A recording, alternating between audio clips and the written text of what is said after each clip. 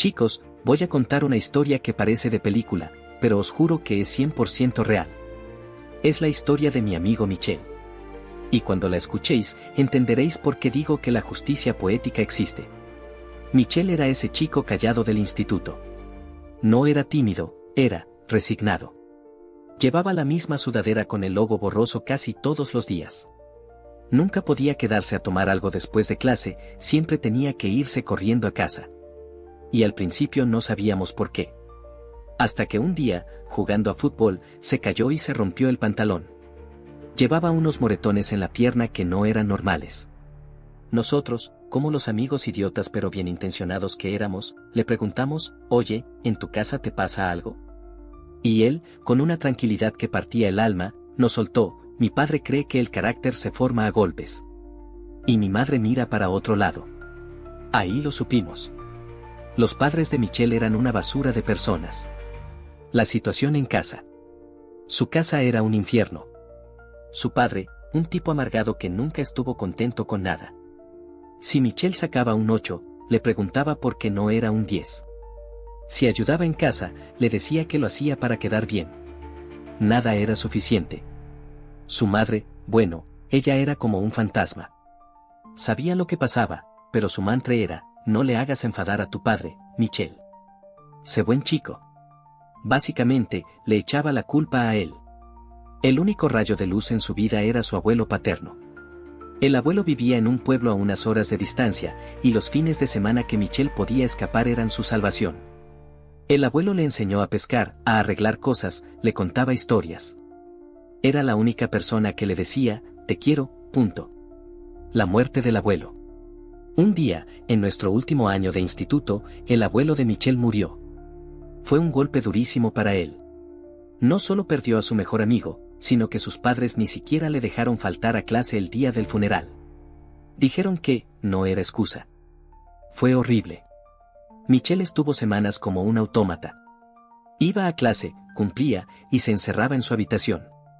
Sus padres, en lugar de consolarle, le regañaban por estar de mal humor. Pensé que se iba a romper. La herencia. Un mes después de la muerte del abuelo, llegó un sobre grueso a nombre de Michel.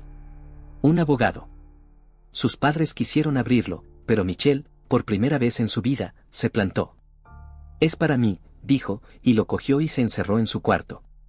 Al día siguiente, vino a buscarme al instituto y no podía creer lo que me contó. Resulta que su abuelo no era un humilde jubilado. Había sido un inversor muy listo durante toda su vida. Y sabiendo cómo era su hijo, el padre de Michel, había decidido dejarle toda su fortuna directamente a su nieto. Estamos hablando de una herencia de más de 2 millones de euros. Michel era millonario. De la noche a la mañana. El chico al que sus padres no le compraban zapatos nuevos, ahora tenía más dinero del que podía imaginar. El cambio y la hipocresía. ¿Y sabéis lo primero que hizo Michel? No fue comprarse un coche o ropa de marca. Fue ir a una inmobiliaria, alquilar un piso pequeño y amueblado, y mudarse. En 2 días. Solo metió una maleta con sus cosas y se fue. No les dijo nada a sus padres. Cuando se dieron cuenta, fue el caos. Empezaron a llamarle a todas horas, preguntándole dónde estaba, que si se había fugado. Hasta que llamó el banco para confirmar unos movimientos grandes de la cuenta que el abuelo le había dejado, y cayeron.